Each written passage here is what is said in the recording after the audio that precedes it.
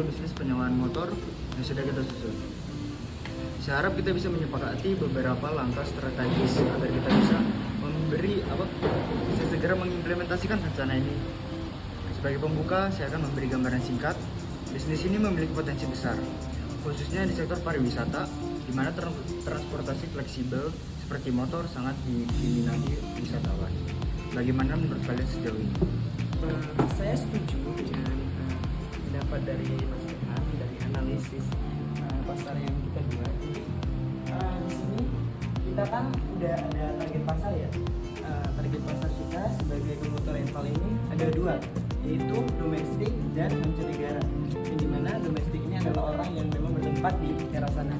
Sedangkan kita ini tujuan utamanya adalah orang-orang yang berpariwisata, orang-orang yang liburan di daerah sana. Sehingga mungkin dengan adanya promotor rental ini akan mengfleksibelkan, akan menjadi mobilitas dari wisatawan yang ada di daerah sana. Nah, mungkin nanti cara pemasaran kita ada dua, yang itu yaitu adalah secara online dan secara offline. Kalian tahu secara online nanti bagaimana dan secara offline nanti akan dijelaskan secara rinci. Nah, mungkin dari sini aku akan minta pendapat dari teman-teman terlebih dahulu terkait domestik mancanegara dan juga pemasaran online dan offline. Oke, kalau dari sisi keuangan saya optimis dengan peluang ini ya. Meskipun investasi awal kita cukup besar sekitar 335 juta ya, saya memperkirakan modul tersebut bisa kembali dengan waktu 1,5 sampai 2 tahun ya, seperti ini. Nah, jika kita menjalankan operasional secara efisien tentunya, ini dengan asumsi kita bisa menjaga bahwa tarif sewa yang kompetitif bisa menarik pasar dengan cepat. Dari sisi operasional, saya sudah mempersiapkan rencana untuk penyediaan 27 motor dari berbagai jenis seperti motor matic, motor bebek, dan motor sport. Kita juga akan memastikan semua motor dalam kondisi terbaik dengan melakukan perawatan berkala. Selain itu, kita juga akan menyediakan perlengkapan tambahan seperti helm, jas hujan, cadangan, dan sarung tangan agar pelanggan merasa lebih nyaman. Oke, bagus. Denika, kamu tadi menyebutkan strategi pemasaran. Bisa dijelaskan lebih rinci apa yang sudah disiapkan, baik untuk promosi online dan maupun offline? Tentu Rehan tadi kan udah dijelasin mengenai pemasaran online dan offline. Jadi mungkin nanti kita untuk pemasaran online ini kita akan memanfaatkan media sosial seperti Facebook, Instagram, dan juga TikTok. Nah, di situ kita akan menyebarkan brosur dan juga akan membuat sebuah iklan yang memang sudah dirancang dari sedemikian rupa agar memang videonya itu dapat tercapai ke customer kita gitu. Dan juga kita dalam pemasaran online ini sudah menyiapkan beberapa platform e-commerce, yaitu berupa nanti seperti e-commerce rental. Nah, di situ kita akan membuat sebuah aplikasi juga. Seperti nanti kita juga akan mempromosikan di toko di Shopee Shop kayak di Shopee, Tokopedia, dan juga di OLX gitu. Untuk di pemasaran offline, nah kita nanti akan menyebarkan brosur di lokasi strategis, baik itu di penginapan, di restoran, dan juga di tempat wisata di daerah tersebut gitu. Kita juga nanti akan menempatkan tim-tim gitu di lokasi wisata untuk menawarkan langsung kepada wisatawan, yang dimana nanti tim di sana itu memang sudah terlatih. Maka dari itu kami nanti akan mencari karyawan-karyawan yang memang sudah berpotensi di bidang tersebut gitu. Tapi ini perlu juga dikoordinasikan terhadap teman-teman, baik itu dengan Mas Arif dan juga Mas Hisba. Mungkin dari pendapat mereka terlebih dahulu. Oke, itu ide yang bagus, Denika. Tapi bagaimana dengan target waktu? Kapan kamu pikir strategi ini bisa mulai berjalan? Mungkin jika tidak ada hambatan, saya kira ini akan secepatnya kita bisa menjalankan sebuah promosi ini, baik itu promosi online dan juga promosi offline.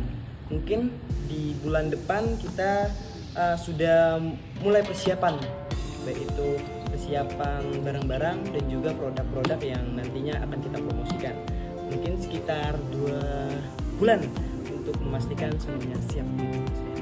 Baik dan Dika, apakah kita juga akan menawarkan diskon untuk peluncuran awal? Kalau iya, kita perlu menghitung dampaknya pada arus kas. Bagaimana? Saya pikir-pikir mungkin nanti untuk pemasaran online di awal untuk menarik para customer, untuk menarik para pelanggan, itu mungkin kita akan menerapkan diskon. Mungkin diskonnya berupa 20% mungkin. Nah, untuk pelanggan pertama itu mendapatkan 20% dan juga setiap pembeli, setiap rentalan nanti akan ada paket diskon untuk penyewaan minggu, baik itu mingguan, bulanan dan juga tahunan. Tapi aku juga setuju dengan pendapat Mas Misbah, kita harus menghitung dampaknya dengan cermat. Nah, mungkin gimana untuk pendapat Mas Misbah? Baik, saya akan memulai membuat simulasi keuangan berdasarkan skema diskon tersebut ya, dan membagikannya kepada kalian semua untuk dievaluasi secepatnya. Bagus. Sekarang Arif, bagaimana dengan persiapan operasional? Apakah ada kendala dalam penyediaan kendaraan dan perlengkapan? Tidak ada kendala besar sejauh ini, Rehan. Saya sudah menghubungi beberapa penyedia motor bekas berkualitas untuk memastikan kita mendapatkan kendaraan yang sesuai dengan anggaran. Selain itu, saya juga sedang mempersiapkan SOP untuk pemeriksaan kendaraan, baik sebelum maupun sesudah disewakan, untuk memastikan semuanya berjalan lancar. Bagus Arif, jangan lupa untuk memasukkan kebijakan terkait kerusakan atau kehilangan kendaraan ya. Kita juga harus memiliki aturan yang jelas untuk menghindari konflik dengan pelanggan. Betul, Rehan. Saya akan memastikan semua itu tercantum dalam perjanjian sewa. Selain itu, saya juga akan melatih staf kita untuk memberikan pelayanan terbaik kepada pelanggan. Baik, jadi kita rangkum ya. Target kita adalah memulai promosi online bulan depan dan diikuti oleh promosi offline sekitar 2 bulan dari sekarang. Untuk operasional kita harus memastikan semua kendaraan dan perlengkapan siap sebelum peluncuran. Apakah ada tambahan? Saya rasa mungkin dari beberapa pembahasan kita tadi udah cukup. Mungkin nanti hanya saja terkait pemasaran, itu kan ada pemasaran online teman-teman. Nah, itu kan nanti kita terkait promosi.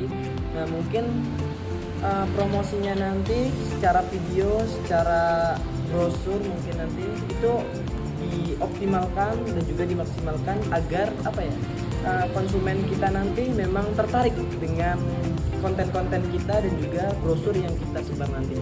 Karena nanti minat dari konsumen itu akan mempengaruhi nilai jual kita. Nah, nilai jual rental kita. Semoga ini nanti menjadi langkah awal kita menjadi Gomoto rental yang sukses. Oke baik, kalau begitu saya akan segera menyelesaikan simulasi keuangan untuk memastikan kita berada di dalam anggarannya ya. Saya akan fokus pada pengadaan kendaraan dan pelatihan staf. Jika semua berjalan lancar, saya yakin kita bisa meluncurkan layanan di kuartal pertama di tahun depan. Oke lah, kalau begitu saya rasa kita sudah memiliki langkah yang jelas ya. Terima kasih atas kontribusi kalian. Saya akan membagikan catatan rapat hari ini dan kita tutup rapat hari ini. Setuju. Terima kasih.